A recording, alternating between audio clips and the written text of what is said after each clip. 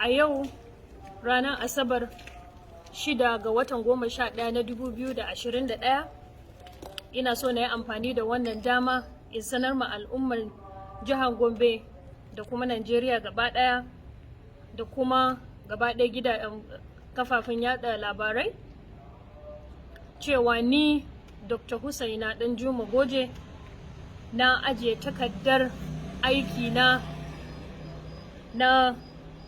matsayina na kwamishina na muhalli da gandun daji a ƙarƙashin jagorancin mai girma gwamnanmu Muhammadu Inuwa Yahaya, gwamnan Gombe State, daga rana ta yau.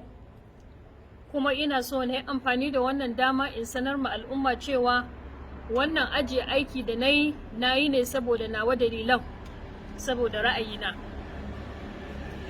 Kuma ina so na gode ma mai girma gwamna saboda wannan dama da ya bani na yi aiki a ƙarƙashinsa a matsayin executive council member ɗin shi a wannan gwamnatin.